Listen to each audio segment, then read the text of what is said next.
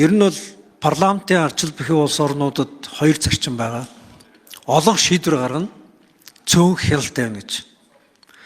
Цөөн хяналт тавина гэдгийн хамгийн гол агуулга юу вэ гэхээр олон шийдвэр гаргахдаа тал бүрийн санал бодлыг сонсч иж шийдвэрээ илүү алдаа мадаггүй гаргаасаа гэдэг үгнээс парламентын дотоод арчил ажилладаг. Парламентын хяналтын төр хороо гэдэг энэ үндсүүлийн шинэ механизм бол цөөнхөд асуудал дээр цөөнх болсон гишүүдэд хяналт хэрэгжүүлэх боломж олгох гэж байгуулагдсан механизм. Анх энэ байгуулагдсан механизмыг буруу ашигласан учраас одоо биднээс маш үл ойлгохтой байдалд орж байгаа. Дахиад нэг зарчим. Парламентын хяналтын механизмыг засгийн газар хэрэгжүүлж эсвэл хэрэгжүүлэхийг эсрэг зогсож болохгүй гэдэг зарчим байгаа. Та бүхэн улсын хурлд хэд толгох болсон байх үедээ парламентын хяналтыг хууль зүйн сайдаар ахлуулж байгаа сонсгол хийсэн. Парламентын сонсгол юм уу, засгийн газрын сонсгол юм уу гэдэг нь ойлгохдохгүй болтол жонхооруулсан. За өнөөдөр одоо хар. Парламентын хяналт яаж ажиллах вэ гэсэн чинь засгийн газрын нэг ч гишүүн байхгүй болсон. Нэг бол парламентын хяналтыг засгийн газар гүйж орж ирж өмнөр нээх гэж оролдоод байдаг. Эсвэл парламентын хяналтыг засгийн газар нь хэрэгжүүлэхгүй хийлэхгүй гэж гацаагаад байдаг. Маш буруу соёл одоо явж байна.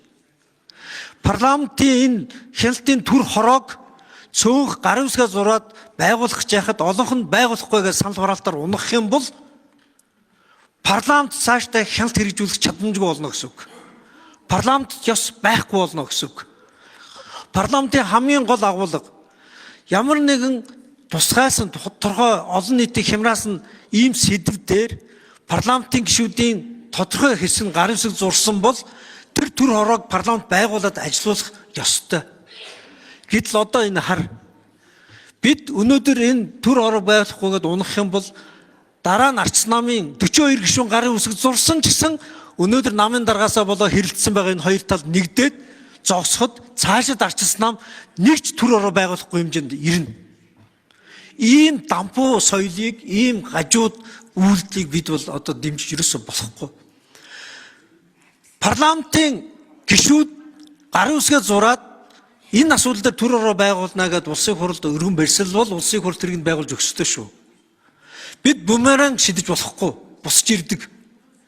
Өнөөдөр ийм галзуурлыг, улс төрийн галзуурлыг намын даргаасаа болоод эрх барьч шиг биш болцсон байгаа энэ галзуурал дээр дөрөөлөөд парламентын хамгийн дэвшилттэй шинжил болсон хяналт шалгалтын төр хороо байгуулах энэ механизмыг гацаадаг, үгүйсгдэг, гишүүд гарын үсэг зурсан ч гэсэн байгуулахгүй байж болдог гэдэг юм жишг рүү явах юм бол дараа ард үлдэж байгаа дөрвөн чуулган дээр арчилсан нам нэгч төр хороо байгуулахгүй хэмжээнд ирнэ шүү.